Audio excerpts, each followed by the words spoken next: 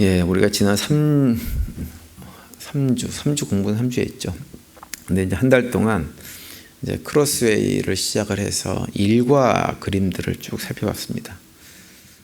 일과에 나오는 그림들은 이제 어떤 내용이었냐면, 우리가 이제 교회 안에서도 그렇고 교회 밖에서도 그렇고 특별히 교회 안에서는 여러 가지 신앙생활에 관련된 고민들을 하고 있는 크리스찬의 모습을 우리가 살펴봤고, 또 이제 교회 밖으로 가면 우리의 신앙생활과 일상의 삶을 살아야 되는 여러 가지 많은 문제들과의 어떤 조화, 이런 것들을 맞추는 것들이 굉장히 이제 우리에게 고민거리고 해결해야 될 문제인데, 이제 그 그림들을 보면서 그런 과정 속에서 우리가 그 문제를 해결할 수 있는 길이 있었다라고 하는 것을 우리가 그림을 통해서 봤죠.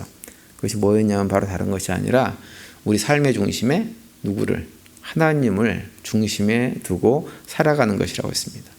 그래서 하나님을 이제 우리 삶의 중심에 두고 교회 우리 신앙생활과 일상 삶에서 이렇게 관계해야 되는 여러 가지만 이슈들을 이렇게 바라보면서 하나님께서 우리에게 말씀하시는 것에 따라서 반응할 때 우리가 이런 세상과의 관계 속에서도 그렇고 신앙생활을 잘 조화롭게 하는 문제에 있어서 큰 어려움이 없게 되어지고 고민거리가 깔끔하게 정리된다라고 하는 걸 이제 우리가 살펴봤었죠.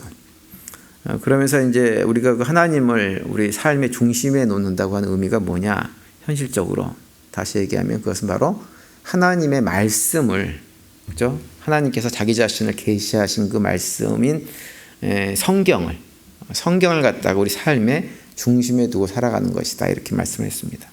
그래서 이제 지난 수요일 날에 그 성경의 핵심 메시지가 무엇인가라고 하는 것을 우리가 좀 살펴봤죠.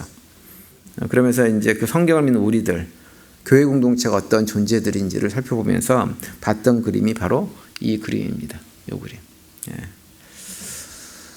이 그림은 제가 그 조만간에 페덱스 오피스에 가가지고 그림을 크게 좀 확대를 하려고 그래요. 확대를 해가지고 이쪽에 그 이제 친교실로 가는 복도 벽 어디에다가 저걸 붙여놓을 생각입니다. 그래서 우리 성도님들이 특별히 크로스웨이를 공부하신 분들은 저걸 갖다가 오며 가며 이렇게 보시면서 공동체가, 우리 믿음의 공동체가 어떠해야 되는지, 우리가 믿음의 길을 걸어갈 때 바라봐야 될 대상이 누구인지, 무엇인지, 그리고 우리를 향한 하나님의 뜻이 무엇인지를 좀 거듭거듭 확인하는 그런 시간들을 가졌으면 좋겠어요. 이 그림은 크로스웨이 중에서 가장 우리한테 중요한 그림 중에 하나라고 할 수가 있어서 이걸 갖다가 좀 이렇게 붙여놓을 생각입니다.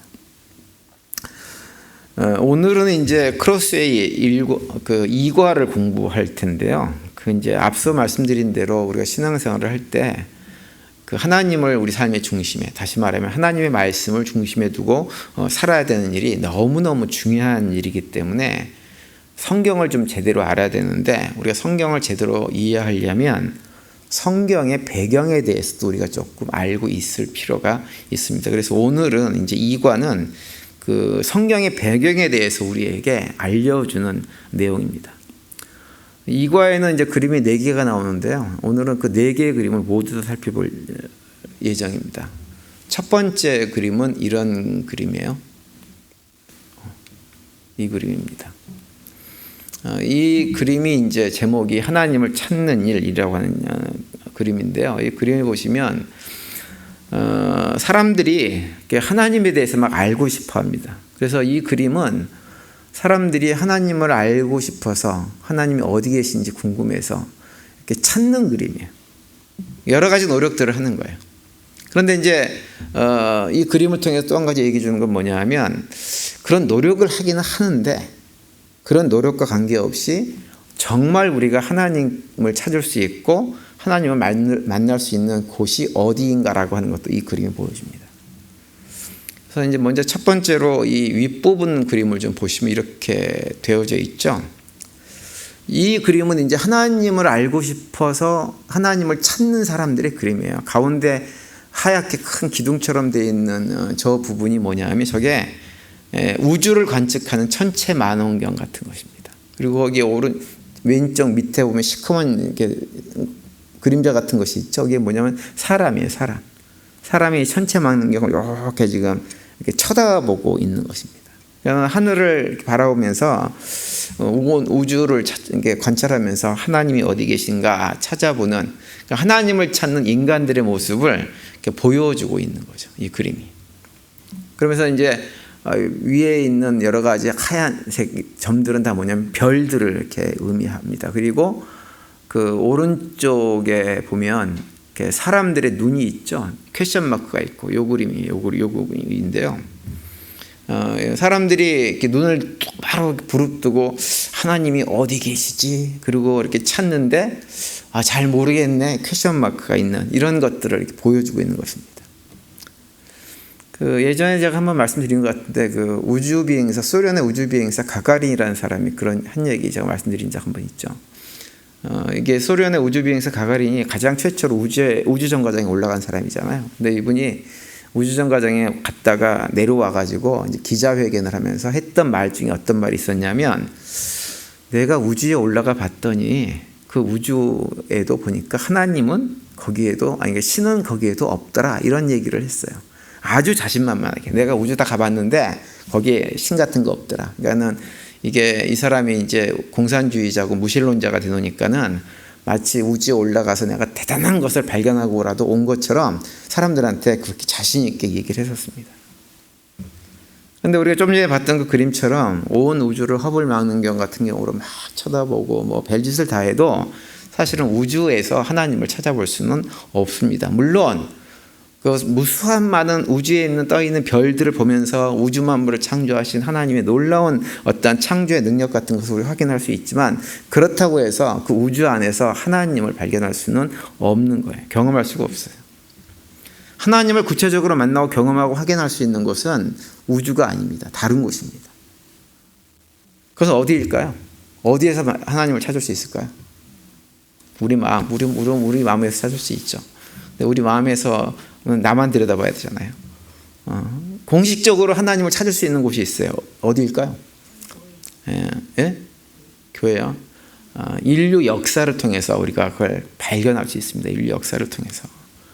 인간 역사를 보면 하나님의 역사를 볼 수가 있고, 그 하나님의 역사 가운데서 하나님이 이러한 분이구나 라고 하는 것을 확인할 수가 있는 거예요. 그걸 보여주는 것이 이제 이거 두 번째 그림입니다. 이 그림 보시면 이제 가운데 위에 뭐가 되어 있어요? 지구본이 그려져 있죠. 그죠? 지구본.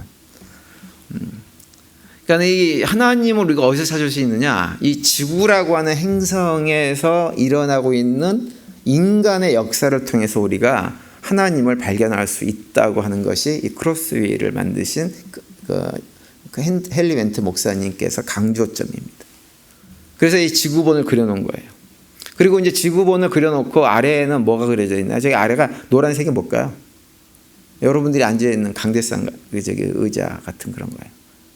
앞에서 지난번에 우리 처음 시작할 때 원형극장을 그려놓은 겁니다. 앞에는 지구라고 하는 인류 역사가 돌아가고, 그다음 원형극장에 앉아가지고 우리가 그 인류 역사를 이렇게 보면 그 안에 누가 계시느냐? 하나님께서 일하시는 것을 발견할 수가 있고, 하나님의 일하시는 것을 통해 가지고 하나님이 어떠한 분이시구나라고 하는 것을 찾을 수 있다고 하는 거예요.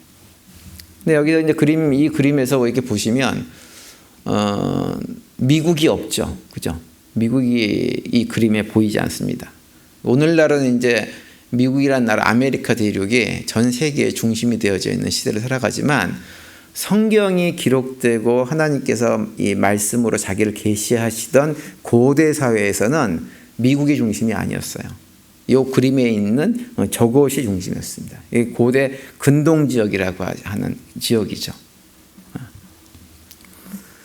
그래서 이제 여기 보시면은 이제 보면 그 아프리카가 있고 중동 쪽이 있고 유럽이 보이잖아요. 그래서 지중해를 중심으로 성경은 이렇게 기록이 되었습니다. 지중해의 동쪽으로는 그 아랍권 고대 근동 지역이 있고, 그 다음에 아프리카 북쪽은 애굽이 있고, 그 다음에 그 위쪽으로는 이제 초대교회의 복음이 전조됐던 이렇게 소아시아를 중심으로 해서 유럽 지역이 돼요. 거기가 중심이었어요, 고대 사회는. 그래서 우리가 이제 지중해라고 할 때 그 지중해라고 한자가 뭐냐면 땅지자에다가 가운데 중자에다가 바다 해자를 쓰잖아요. 그러니까 지중해가 고대 사회에서는 온 세계의 중심이었습니다. 그래서 성경 역사도 그 지중해를 중심으로 한 그 주변 지역에서 하나님께서 일하시는 것을 성경이 우리에게 보여줍니다. 그런데 이제 이 관중석에서, 이게는 관객석에서 지구본을 보면 보여지는 내용이 있어요. 그것이 뭐냐면 바로 다음 그림이에요. 다음 그림. 예, 이 그림이에요. 이 그림의 제목은 이제 막이 오르다라고 하는 제목인데요. 막이 오르면 이제 앞에서 봤던 게 관객석에서 이렇게 앞에 이렇게 막이 쫙 열려가지고 지구본에 돌아가는 스토리를 딱 보면 윗부분의 내용이 이렇게 딱 보여집니다. 윗부분, 이 부분이 딱 보여집니다. 그래서 그 지구 뒤에 있는 파란색 동그라미는 이제 지구를 의미하는 거고, 이제 그 지구 안에서 가운데 보면 뭐가 그려져 있나요? 성경이 그려져 있죠. 성경 속에, 성경에 기록된 그 지구라고 하는 행성에서 일하신 하나님의 얘기가 기록이 되어져 있는 것을 볼 수 있다고 하는 거예요. 그런데 여기 보시면, 이 그림에 보시면 오른쪽과 왼쪽에 이렇게 양쪽으로 이렇게 해가지고 두 개의 그림이 그려져 있잖아요. 그죠? 이건 뭘 얘기하냐면 가운데 성경이고 양쪽으로 이렇게 늘어놓은 것은 성경을 보면 크게 두 가지의 사건을 중심으로 성경이 기록되어 있다라고 하는 것을 얘기해 주는 거예요. 왼쪽에 있는 그림 같은 경우는 이 그림이잖아요. 이 그림. 삼각형은 뭘 얘기할까요? 시내산을 얘기해요. 시내산. 시내산을 말하는 거고, 위에 있는 이 구름하고 번개가 쫙쫙 되어 있잖아요. 그죠? 이건 뭘 얘기하냐면 하나님께서 임재하셨다고 하는 거예요. 하나님께서 이스라엘 백성들이 출애굽하고 나서 시내산에 가가지고 하나님을 만나잖아요. 하나님께서 그 시내산에 임재하시죠. 임재하셔가지고 뭘 하셨어요? 이스라엘 백성들하고 언약을 맺었죠. 언약을. 밑에 있는 이 문같이 되어 있는, 이렇게 되어 있는 것이 뭐냐, 저게 돌판을 그려놓은 겁니다. 돌판을. 그래서 이 구약 성경의 중심이 뭐냐? 구약 성경에 뭐 여러 가지 구약에 보면 많은 얘기가 있지만 가장 중심은 뭐냐면 시내산에서 하나님께서 이스라엘 백성들을 시내산으로 부르시고 거기에서 하나님께서 임재하셔가지고 이스라엘 백성들과 언약을 맺었다고 하는 것이 구약 성경에서 가장 중요한 사건입니다. 그래서 구약 성경을 우리가 이해할 때는 이 시내산에서 맺은 언약을 중심으로 모든 것들을 이해해야 돼요. 그래서 이제 그 뭐 예언서 같은데 이렇게 내용을 보고 뭐 사무엘 상하 뭐 이런데 선지자들이 이렇게 나오는 곳을 보면 선지자들이 항상 이스라엘 백성들에게 어떤 말씀을 선포할 때 말씀의 근거가 무엇이냐면, 우리가 시내산에서 하나님과 언약을 이렇게 맺었는데 왜 너희들은 그 언약대로 살지 않느냐라고 하는 것이 선지자들의 다 메시지의 핵심 내용이었습니다. 구약은 그 시내산을 중심으로 해서 하나님과 맺은 언약 백성 되었던 사건을 핵심적으로 이제 얘기를 하고 있는 것이죠. 구약의 내용은. 그리고 이제 오른쪽으로 이렇게 펴져져 있는 이 그림은, 이거 누굴까요? 누가 얼굴에 동그라미가 두 개잖아요. 그죠? 예수님이에요. 예수님께 손 들고 있잖아요. 그죠? 후광도 있고. 그러니까 신약은 무슨 얘기를 하고 있는 거냐면, 예수님, 하나님께서 우리에게 예수님을 보내주셔가지고 그 예수님으로 하여금 우리와 새 언약을 맺게 해주셨다고 하는 얘기가 신약에 기록되어 있다는 것을 보여주는 거예요. 그러니까 신약의 중심은 뭐냐? 새 언약을 우리와 맺으신 예수 그리스도가 중심인 거죠. 그래서 우리가 이 그림을 좀 다시 이렇게 전체 그림 보시면, 하나님께서 이스라엘 백성들과 구약을 맺으셨어요. 구언약을 맺으셨어요. 그런데 그 구언약이 있음에도 불구하고 예수 그리스도를 이 땅에 보내가지고 새 언약을 또 맺었다고 하는 것은 뭘 의미하는 거예요? 구언약이 더 이상 효력이 없게 되었다고 하는 것을 얘기하는 거예요. 왜 구언약이 효력이 없게 됐을까요? 그것은 이스라엘 백성들이 그 구언약을 제대로 지키지를 못했기 때문에 효력이 없어진 거예요. 이스라엘 백성들한테 시내산에서 이스라엘 백성들과 하나님 언약을 맺었는데 오랜 세월 동안 이스라엘 백성들이 그 언약을 맺은 대로 삶을 살아보게 하기 위해서 선지자도 보내고 가르치기도 하고 어떤 때는 전쟁을 일으켜가지고는 야단도 치시고 혼도 나게 하고 여러 가지 많은 일들을 했지만 이스라엘 백성들이 결국 그 언약을 지켜내지를 못했어요. 그래서 그 언약의 시대를 통해서 우리한테 확인해 주는 것은 뭐냐면 우리 인간의 존재는 우리 인간 스스로 노력을 해가지고 언약을 지킴으로 하나님 백성 되어지는 것이 아니라 하나님께서 우리에게 은혜를 베풀어 주셔야만 하나님 백성 될 수 있다고 하는 것을 구약을 통해서 우리에게 확인시켜 주는 것입니다. 그래서 제가 여러 번 말씀드렸지만 그 구약의 율법이라고 하는 것은요, 하나님께서 우리한테 궁극적으로는 지키라고 주신 법이 아니에요.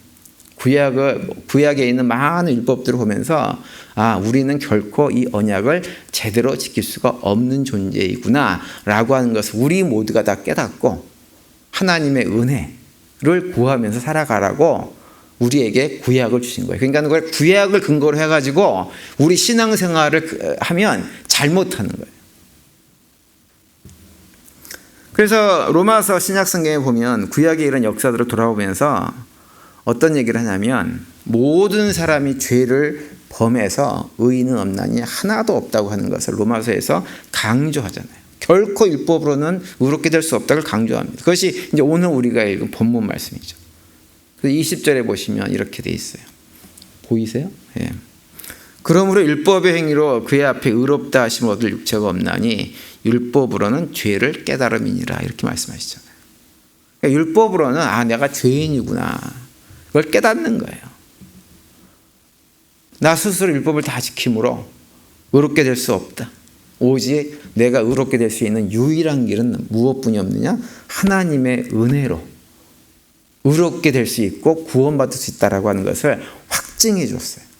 구약의 역사입니다. 그래서 이제 예수님이라고 하는 하나님께서 새 언약을 주셨죠.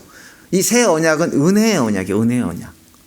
우리가 무엇을 함으로가 아니라 예수님께서 행하심으로 우리가 그걸 다 한 것처럼 되어지고 예수님이 우리의 죄를 대속하심으로 해서 죄가 없는 것처럼 만들어주는 것이 예수님을 통한 새 언약의 내용이죠.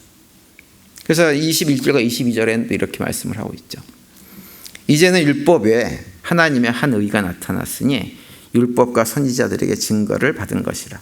곧 예수 그리스도를 믿음으로 말미암아 모든 믿는 자에게 미치는 하나님의 의인이 차별이 없느니라 이렇게 말씀을 합니다. 그러니까는 구약 성경에서 이제 이렇게 이스라엘 백성들이 하나님 말씀을 이렇게 제대로 지키지 못할 때마다 중간중간에 선지자들이 했던 얘기 중에 하나가 무엇이냐면 예수님이 메시아가 오셔가지고 너희들의 이런 모든 문제를 다 해결할 날이 올 것이다 라고 한 얘기를 여러 군데서 얘기합니다. 그래서 성경은 이 두 가지 언약을 중심으로 기록이 되어져 있는 거예요. 구약을 중심으로 우리 인간이라는 존재는 스스로 자기를 구원할 수 없는 존재라는 사실을 확인해주고 그럼 어떻게 우리가 구원받아서 하나님 백성으로 처음에 창세기 1장에서 우리를 하나님께서 아름답게 보기에 아름답게 만들었던 그 상태로 회복될 수 있느냐? 우리의 노력이 아닌 예수 그리스도께서 우리에게 주신 새 언약, 우리의 죄를 대신 감당하기 위해서 십자가에서 우리를 위해서 대신 죽으신 그 예수 그리스도의 은혜를 붙드는 삶을 통해서만 우리가 하나님 백성으로 구원될 수 있다라고 하는 얘기를 성경 전체를 통해서 우리에게 해주는 거예요. 그래서 저는 이제 이걸 조금 달리 표현을 해가지고 어떻게 얘기하냐면 구약은 뭐냐? 오실 예수님에 대한 얘기고요. 신약은 오신 예수님에 대한 얘기다. 저는 그렇게 표현을 많이 합니다. 그런데 결국은 성경 얘기는 무슨 얘기예요? 예수님 얘기예요. 예수님 얘기. 왜 예수님이 오실 수밖에 없는지를 구약을 통해서 얘기해주고 신약에서는 예수님이 오셔가지고 우리를 위해서 무엇을 하셨는지를 알려주는 책이 신약 성경 책입니다. 성경은 그것을 기록한 책입니다.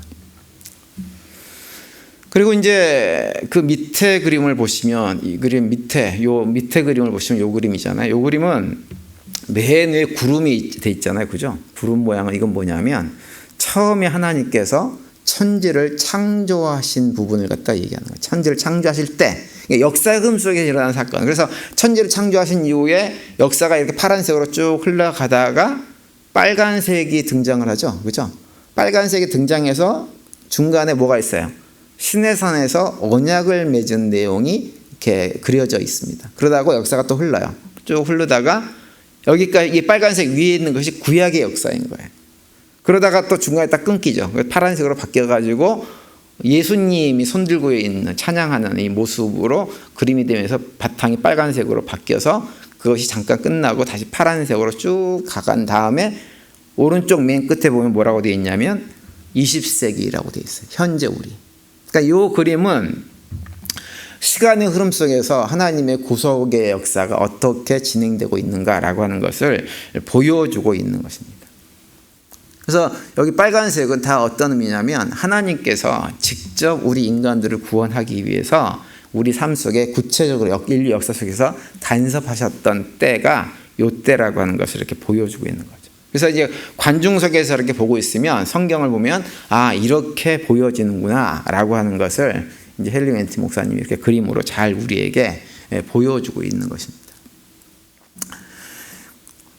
그리고 나서 세 번째 그림으로 가면 이 그림인데요. 이것은 뭐냐면 지리적인 무대라고 하는 제목이에요. 하나님께서 저 위에 있는 수많은 별들 가운데 얼마나 많은 행성들이 있겠어요. 그죠? 행성들이 수없이 많은 행성들이 있는데 그 수많은 행성들 가운데 지구라고 하는 행성을 선택하셔가지고 그 지구에서 하나님께서 특별한 일을 하셨습니다. 특별한 일. 근데 그 지구라고 하는 특별한 행성 가운데서도 또 하나님께서 우리 한국 사람들은 하나님이 좀 한반도에서 일하셨으면 참 좋았을 텐데라는 생각을 하잖아요. 근데 하나님은 한반도에서 일을 안 하시고 어디서 하셨냐면 고대 근동 지역이라고 하는 특별한 장소에서 일을 하셨습니다. 왜 하나님이 한반도 같은 데서 일을 안 하시고 왜 고대 근동 저 지역에서 일을 하셨을까? 그 이유는 모릅니다. 나중에 아버지의 집에 가시면 한번 여쭤보세요. 왜 하나님은 거기서 일하셨어요? 한반도에서 일하셨으면 이스라엘 사람보다 한국 사람들이 훨씬 더 신심이 좋아가지고 실패를 안 하셨을 가능성도 있는데 왜 거기서 일하시나 물어보시기 바랍니다. 성경에서는 왜 하나님께서 고대 근동 지역에서 일을 하셨는지는 정확하게 얘기를 해주고 있질 않아요. 그런데 인류 역사를 통해 가지고 알 수 있는 것이 있어요. 이제 좀 이따가 설명을 드릴 거예요. 그리고 이제 한 가지 우리가 알 수 있는 것은 뭐냐면 하나님은 어떤 일을 하실 때 어떤 특성이 있냐면 좀 이렇게 구별을 하시는 특성이 있어요. 이렇게 모든 것을 다 선택해서 뭘 하지 않고 이렇게 줄이고 구별해 나가십니다. 자꾸. 그러니까 많은 행성 가운데 지구라고 하는 행성으로 모든 초점을 이렇게 줄이신 다음에 지구에 있는 여러 대륙이 있잖아요. 대륙, 땅이 있고 많이 있는데 그 가운데서 특별히 아시아 고대 근동 지역이라고 하는 지역을 또 선택을 하세요. 그 선택을 하신 다음에 또 거기에서 집중하냐면 그게 아니라 어디로까지 가냐면 이스라엘이라고 하는 나라로 이렇게 구별을 하십니다. 그리고 이스라엘 또 그 지역으로만 하는 것이 아니라 이스라엘에 수많은 성읍들이 있는데 그 성읍들 가운데 특별히 예루살렘이라고 한 도시를 선택하셔가지고 또 예루살렘 안에서도 수많은 건물들이 있겠지만 특별히 성전을 구별해서 그 성전을 통해서 하나님께서 살아계심을 드러내는 일을 하세요. 하나님이 이런 특성을 가지고 계세요. 그래서 어쨌든 그런 특성 때문에 하나님께서 수많은 행성들 가운데 지구 가운데 이 고대 근동적이라고 하는 지리적인 무대를 선택하셔서 일을 하신 것입니다. 근데 그런 방식으로 일을 하시면서 이 고대 근동 지역을 선택을 하셨는데 이 지역이 좀 특별한 어떤 그 내용이 있는 지역이에요. 이 고대 근동 지역 가운데 요 지역, 요 부분이 뭐라고 흔히 얘기를 하는 지역이냐면 그 비옥한 초승달 지역이다 이렇게 표현하는 지역입니다.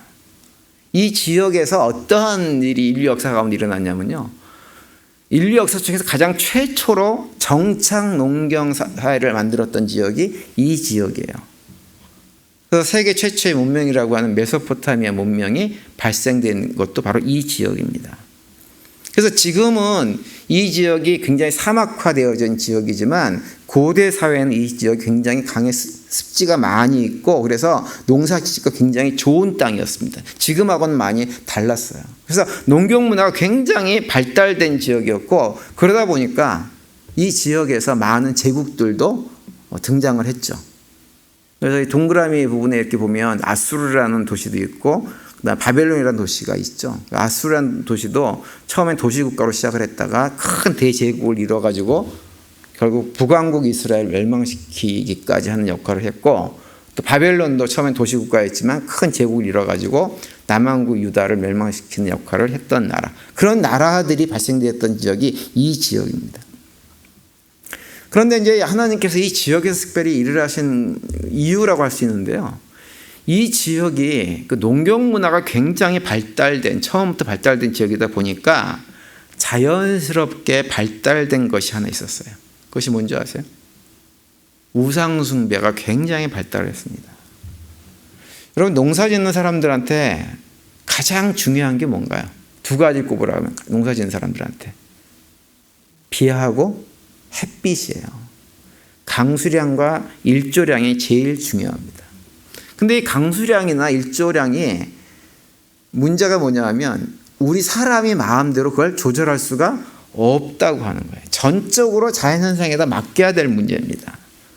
그러다 보니까 농사를 짓는 사람들은 자연스럽게 이런 어떤 비의 신, 햇빛의 신, 바람의 신, 풍요의 신 같은 것들을 온갖 종류의 신들을 자연스럽게 이렇게 섬기지 않으면 안 되는 환경 속에 노출되어져 있습니다.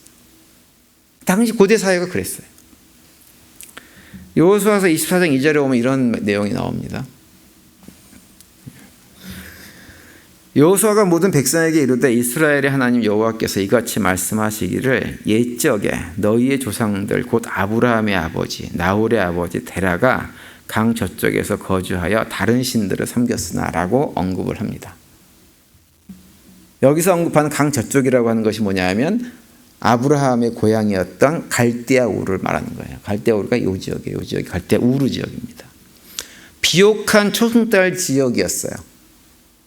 거기 살면서 아브라함의 아버지 데라가 무엇을 했냐면 우상을 만들어 가지고 그것을 팔고 하는 삶을 살았던 사람이 아브라함의 아버지입니다. 그 가족들이 그랬어요. 그런데 하나님께서 그렇게 극심하게 우상 숭배가 일어나는 지역을 하나님께서 특별히 선택을 하신 거예요. 이게 의미가 있는 겁니다. 우상 숭배라고 하는 것은 뭐냐 하면 이런 거죠. 우리 타락한 인간들이요, 하나님을 떠나서 행하게 어떤 삶을 살다 보면 가장 마음속에 다가오는 것이 뭐냐 하면 불안입니다. 불안. 제가 지난 주일날도 말씀드렸죠. 불안이에요. 모든 것이 불안합니다. 특히 농경사회 속에서 농사를 짓는 사람들 입장에서는 비 안 올까 봐 걱정, 일조량이 부족할까 봐 걱정, 온갖 걱정이 다 있는 거예요. 그래서 뭔가 하나님을 떠난 사람들은 그 불안과 걱정을 갖다가 좀 이렇게 어떻게 해소할 목적으로, 자신들을 보호할 목적으로 무엇을 만드냐면 자신들을 보호하는 어떤 신적인 존재를 만들 수밖에 없는 것이 우상인 거예요. 그게 우상입니다. 고대 근동 지역에서 사람들이 그러고 살았어요. 그런데 그렇게 살아갔던 사람들을 하나님께서 그냥 놔두지 않고 찾아가셨다고 하는 거예요. 그러니까 하나님은 어떤 분이시냐? 하나님을 떠나서 우상을 숭배하며 살아가는 인간들을 그래, 너 그렇게 살다가 망해라 라고 하시는 분이 아니라 그들을 찾아가 주시는 분이 하나님이라고 하는 것을 우리에게 보여주고 있는 것입니다. 그래서 그들을 찾아가셔가지고 그들을 그 자리에서 구원해내시고 하나님 안으로 다시 불러 모아 그 안에서 품에서 평안을 누리며 살게 하시는 분이 하나님이라고 하는 거죠. 그것을 하나님께서 이 고대 근동 지역을 선택하신 그 과정을 통해서 우리가 알 수가 있는 거예요. 여러분, 그걸 믿으십니까? 여러분, 우리가 그걸 믿는다고 한다면 그리고 그것이 우리 아버지 하나님의 마음이고 모습이라고 한다면 우리도 어떻게 해야 되겠어요? 우리도 그 마음을 닮아서 살아야죠. 하나님이 하나님을 배척하고 우상 숭배하고 자기 탐욕으로 여기 살아가던 사람들을 갖다가 찾아오셔서 그들을 다시 하나님 품으로 인도하기 위해서 이 땅에 오셔서 이 일을 하신 것처럼 우리도 마찬가지야 됩니다.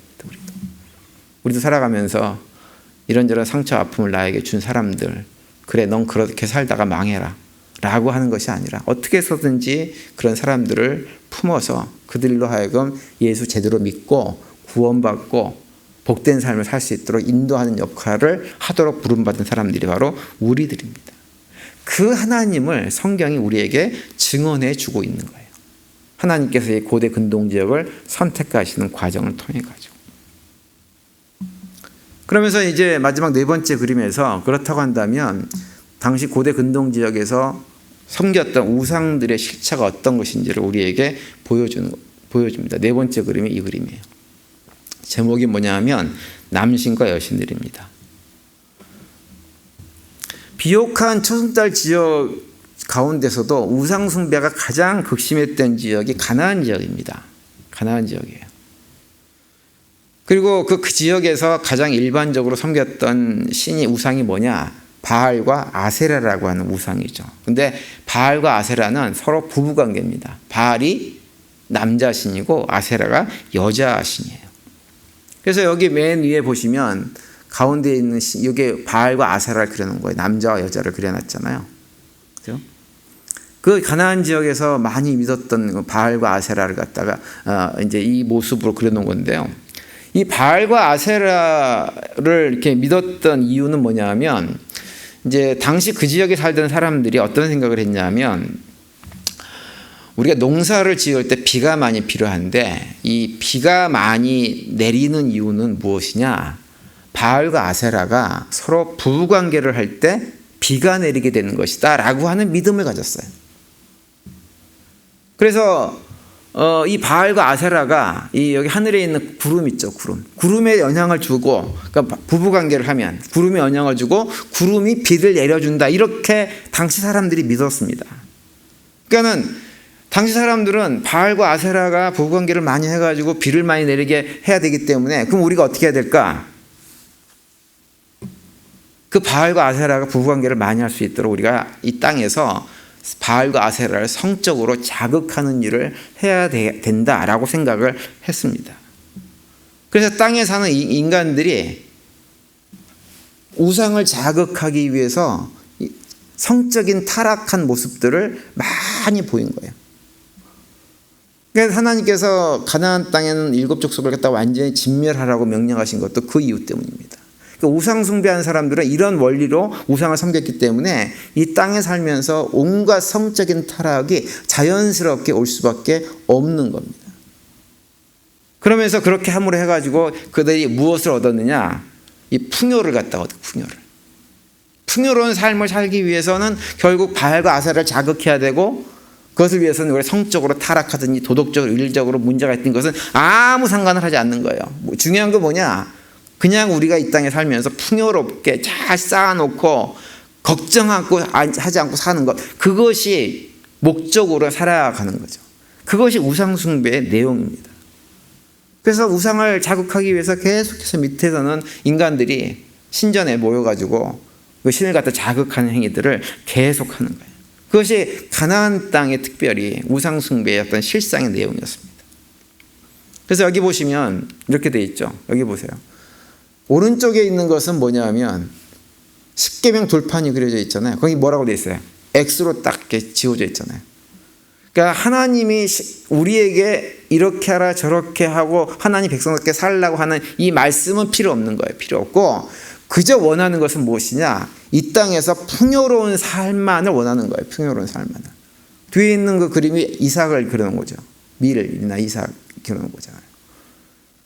그러니까 우리가 오늘날도 신앙생활을 하면서 여러분 그 신앙생활을 하면서 내가 하나님 말씀에 순종하고 말씀대로 살아가는 일에는 관심 없고 하나님이 어떻게 해서 내 삶을 도와주셔가지고 이 땅에서 잘 먹고 잘 살게 해주기만을 원해서 예수를 믿는다고 교회를 나온다고 한다면 그건 뭐예요? 우상 숭배하는 거예요. 우상 숭배. 우리가 정말로 하나님 백성으로 삶을 살아가기를 원한다고 한다면 하나님께서 우리에게 주신 말씀이 무엇인지를 깊이 묵상하고 돌아보고 그 말씀에서 하나님께서 살라고 하는, 우리가 이미 앞서 지난번에 봤던 그 그림 그대로 예수님께서 이 땅에, 왕이신 예수님께서 이 땅에 섬기러 오셔서 섬김의 극진 십자가에서 우리를 위해서 죽으셨던 것처럼 우리도 그 십자가를 지고 예수님처럼 섬김의 삶을 살아가는 삶을 살아갈 때 그것이 예수를 믿는 거예요. 그것이 신앙생활을 하는 거예요. 하나님 백성들의 삶인 거예요. 그런데 그것은 싫고 헌금 열심히 하고 교회 봉사 열심히 하고 그래가지고 하나님께서 날 잘 도와주셔가지고 내가 하는 일마다 잘 되고 세상적으로 성공하고 부흥하고 부자 되고 이런 것을 꿈꾼다 그러면 그것은 예수를 믿고 하나님 백성으로 살아가는 것이 아니라 우상 숭배하는 것과 똑같은 것입니다. 그래서 우리 성도들의 삶은 물론 하나님께서 우리의 삶을 풍요롭게 채워주시기도 하지만 더 중요한 것은 무엇이냐면 하나님의 말씀을 제대로 깨달아 알고 그 말씀 붙들고 살아가기 위해서 최선을 다하는 삶이 믿음의 성도들이 걸어가야 될 성도들의 삶인 것입니다. 세상적인 성공이 우리 성도들의 삶의 목표가 될 수가 없어요. 우리가 붙잡아야 될 것은 무엇이냐면 이 세상에서 얼마만큼 잘 먹고 잘 살게 되느냐라고 하는 것이 아니라 어떻게 하면 이 세상에서 하나님 말씀 붙들고 살아가면서 세상과 다른 삶을 통해서 세상에 틀렸음을, 그냥 세상적인 성공만을 추구하고 살아가는 세상 사람들의 삶이 틀렸음을 선포하며 살아가는 것, 그러면서 연약한 이웃들을 돌보고 섬기고 사랑하며 살아가는 것, 그것이 우리 믿음의 성도들이 살아가야 될 삶의 모습인 것입니다. 저는 우리 교회가 그런 교회가 됐으면 좋겠어요. 겉으로 볼 때 부유한 교회로 보여지는 교회가 아니라 교회 안에서 끊임없이 서로의 연약함들을 보듬어주고 품어주고 내가 가진 은사를 가지고 다른 사람의 부족함을 채워줘서 그 부족함이 드러나지 않도록 만들어지는 일에 애쓰는 성도들로 가득 차서 우리의 연약함은 드러나지 않고 하나님께 주신 은사들로 우리의 영적인 모습들이 더 풍요롭게 되어지는 그런 교회가 되었으면 하는 그런 바람입니다. 크로스웨이를 공부를 할 때 크로스웨이는 특별히 이런 점을 굉장히 강조를 많이 합니다. 그래서 우리 교회 성도님들이 그런 측면에서 하나님의 선한 도구로 쓰임받는 그런 삶을 살아낼 수 있게 되기를 간절히 바랍니다. 여러분, 그러면 그렇게 우상 숭배와 죄악으로 가득한 세상에서 우리 인간들이 행복한 삶을 살 수 있을까요? 우상이 막 가득하고 내가 우상 숭배를 하면 행복할 것 같지만 사실은 행복할 수가 없습니다. 우리 삶은 신음과 고통으로 떨어질 수밖에 없게 되어져요. 그런데 하나님께서 그렇게 신음과 고통 가운데 방황하고 있는 우리 인류를 구원하기 위한 계획을 세우십니다. 그 내용이 다음 주에 공부할 3과에서 나와요. 그래서 다음 주에 그 내용을 살펴보면서 또 하나님께서 어떤 계획 가운데서 우리를 구원하고 하려고 하시는지를 살펴보는 시간을 갖도록 하겠습니다.